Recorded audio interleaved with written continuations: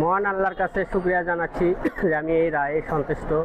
আল্লাহর কাছে আল্লাহর অশেষ দয়া জন্য আজকে এই রায়টা সম্পূর্ণ সুস্থভাবে ন্যায় বিচার পেয়েছি। আল্লাহর কাছে শুকরিয়া জানাই।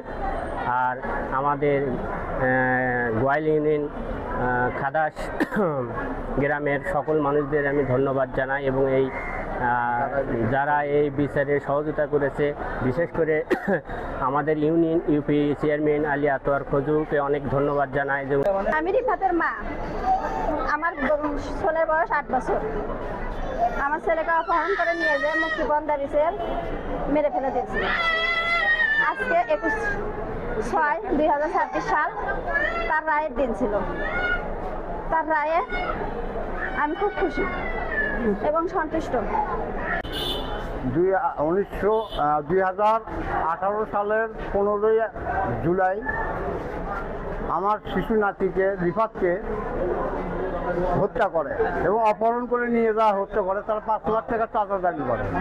এই চাঁদা দাবি করার পর আমরা টাকা দিতে স্বীকারও করি, কিন্তু তারা নিয়ে যায়। হত্যা করার পর আমাদের কাছে টাকা দাবি করে।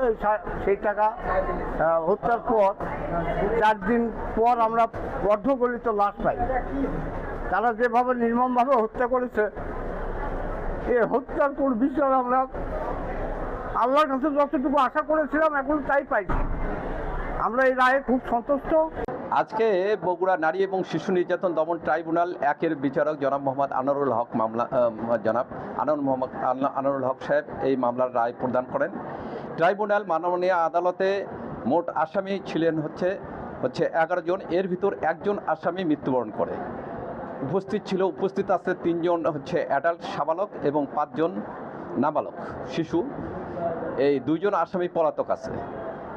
আর মাননীয় ট্রাইব্যুনাল এই মামলা 7 নারী শিশু নির্যাতন দমন আইনের 7, 8 এবং প্যানাল কোডের 302, 201 এবং 34 ধারায় তাদেরকে দোষী সাব্যস্ত করেন এবং যারা সাবালক এই 6 জন আসামি, তাদের মধ্যে আবুল কালাম আজাদ সহ এই 5 জন আসামিকে তাদেরকে বিভিন্ন মেয়াদে 7 ধারায়, 8 ধারায় নারী শিশু নির্যাতন দমন আইনের এবং 302 ধারায় এবং 201 ধারায় দোষী সাব্যস্ত করেন এবং সর্বোচ্চ শাস্তি তাদেরকে মৃত্যুদণ্ড প্রদান করেন।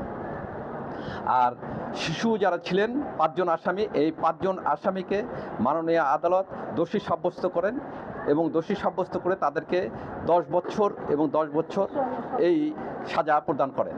এবং যেহেতু এই শিশুরা ইতিমধ্যে সাবালক হয়েছে, তাদেরকে আপনার বগুড়া জেলা কারাগারে তাদেরকে